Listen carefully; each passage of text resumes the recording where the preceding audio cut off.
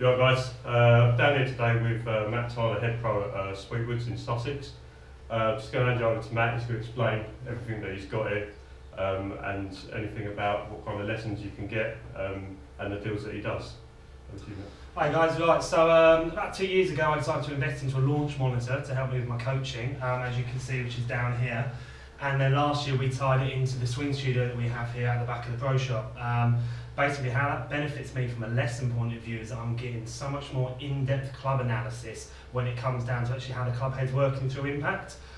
So we're seeing how your launch angles are coming out, your angles of attack, whether you're coming over the top of it and by what degree, because there's so many ways that the ball can fly straight to the target. You can be doing that with a swing that's coming over the top and a closed club face that you're striking out the heel of the golf club. So it's proven that outcome isn't always necessarily meaning that what you're doing in your process is a good thing, okay? It's helping us to develop and build golfers with much more consistent and sound techniques that as a byproduct will mean that the outcome kind of takes care of itself.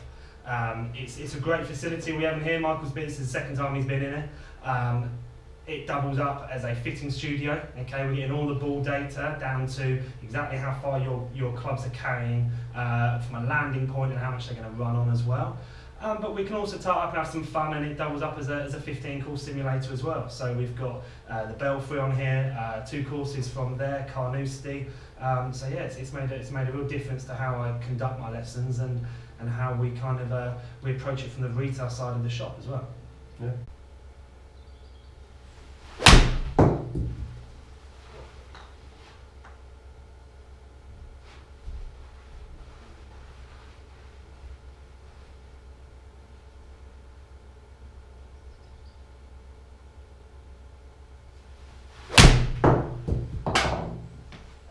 Now try and focus on your head and that sway. Okay, take your time with that backswing and really focus on controlling your head and sway. Great swing. Great swing there. And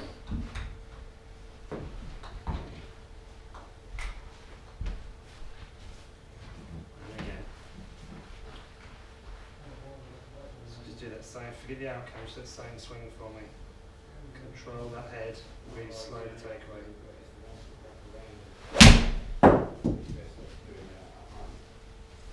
This is interesting, it's starting to show a bit of change in the ball flight. It's a little strong from here, lovely. Okay, so 3-second backswing.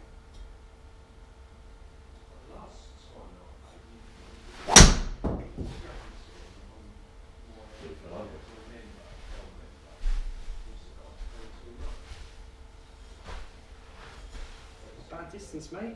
No. 301. Just right on the target. 110 mile an hour club head speed.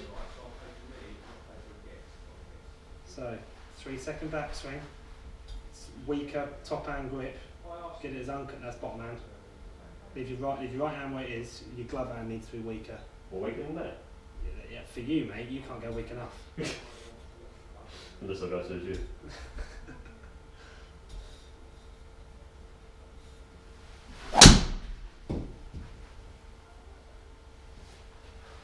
That's going to be long.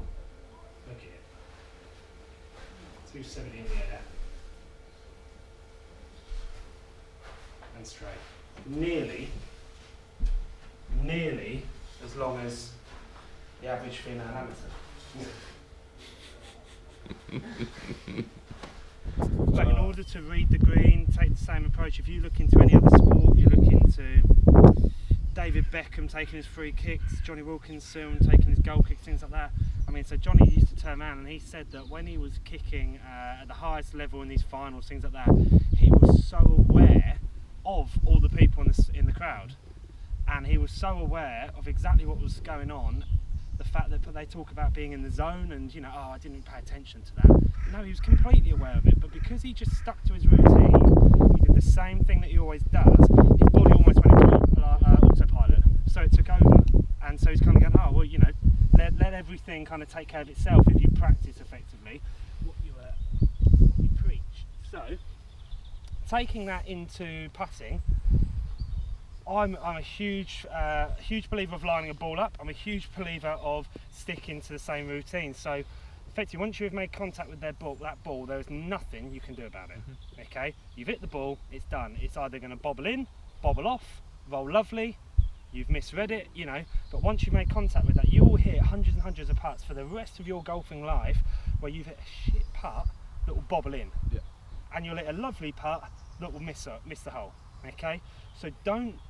Going back to what we were saying with waking inside, don't let the outcome dictate to you whether you made a good stroke or not.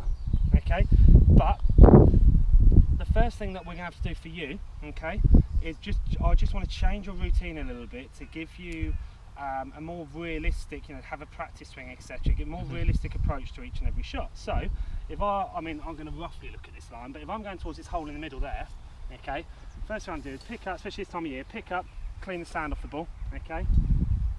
Every single ball has got some kind of marking on it down the side. This, you know, types have got the arrows down the side of it. If not, okay, I use this little line 'em up thing and just draw a line down the side, okay. Just so that once I've hit, say, okay, let's just go roughly. This one's coming off the left edge, I think, without looking too much into it. I'm going to line this ball up there. Come back and have a look. Put it right, okay. Let's slightly inside.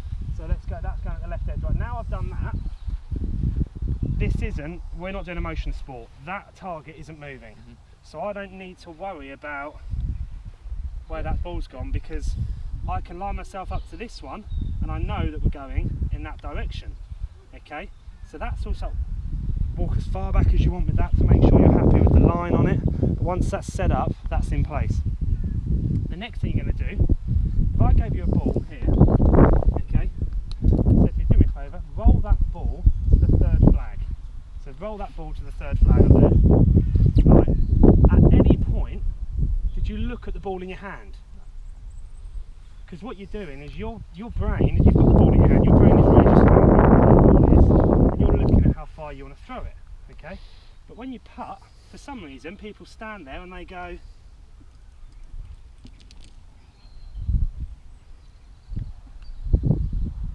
like this. Okay? This is not relevant to what they want to do. Okay, so how I would flip that on its head is that practice motion. You want to get the putter off the ground, so you've got a feel for the weight of the putter. Okay, and I'm like you, I putt left down low, so get the putter off the ground, get the weight of the putter. Then look at where we're going. So we're going to this first hole. Stand there. Okay, the putter's off the ground, so I can feel it. My brain's registering how heavy it is. I look at that hole and I just start moving. It doesn't matter with my strokes like this because I'm not hitting the ball. Okay, I'm just trying to gain a feel for how far that hole is and how much momentum I'm going to have to give this putter in order to get the distance going to that hole. Okay, so I'd stand there, I'd set myself up, I'd lift it off the ground, I'd have a couple of putts, and what I'm trying to do now, I'm trying to record and remember what this momentum and what this weight is feeling like in my hands. Okay, because then once I've done that, I've got a feel for that, I can literally line myself up to that line, okay, and replicate that feeling and have a chance of holding a putt. Now that's going to be relevant to whether I'm going this one, whether I've got a sliding one, okay, on the left. Let's say that I've lined the ball up there and I'm all happy with where I'm going, okay, I get myself in, I know the line I want to go, let's get a feel for how far I want to hit it. Once I've got a feel, I can set myself, I don't even need to look at the hole again, set myself up, take my putt, and then I can look up and see where the ball's gone. Because if you're looking up, you're moving around, one of the reasons why Jordan Spieth looks at the hole when he putts is exactly that reason, so that he can gain a feel for how hard he's hitting it. But also, if I'm keeping my posture here, and I'm not changing my posture, okay, well it's kind of irrelevant of where my head's looking. As long as I'm keeping these angles correct, okay, I'm going to strike the ball off the cut. I'm not going to stand here and go and miss the ball. Okay, I'm going to strike the ball, but for him, looking at the hole means that he eliminates this kind of movement looking for it there. So go back and have a look, make sure you're happy with it, because from that view it's going to be much more difficult. Happy? Cool. So give yourself, there we go. Now look at the hole. Register the fact, you know, we know we're going uphill, gives you a chance to look at it. Go the feel for it. So effectively from this line you're almost looking at the ball somewhere, so be looking where you want the ball to go.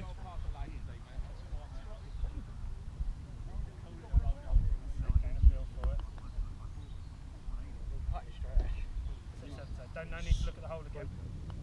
Just look at the ball, replicate what you've just done. It works. Oh.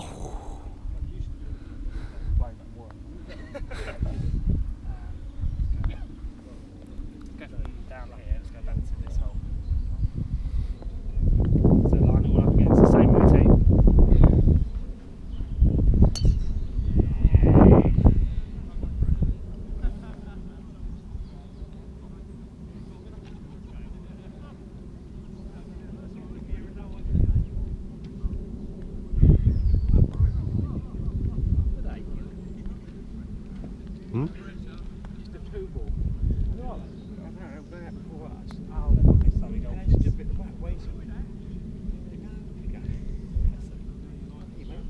I'm alright, how are you? Good, good. Just need to hold this putt on camera, make me look a lot better than I am.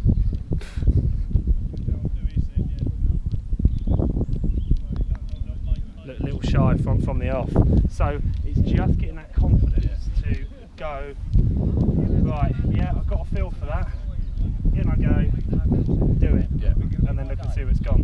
Because if you can just replicate, we're going from the top again, you can replicate that process, just repeat the same process over and over and over again, the outcome's going to be more consistent. And whether the ball goes in the hole or not, it's going to be down to, have I picked the right line, have I read the break properly, rather than, okay, I've hit a poor putt, I've not hit it hard enough, things like that.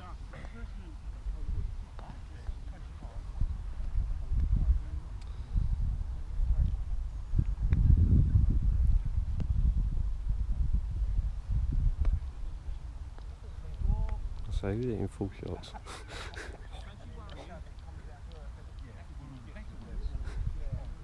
It's literally landed on his head. Right, that's it. So look at the hole, gain a feel for it. That's it. You can almost do this one-handed, two-handed. It doesn't really make a difference as long as you're gaining a feel for it. Set yourself up, get the putter in, pull the trigger.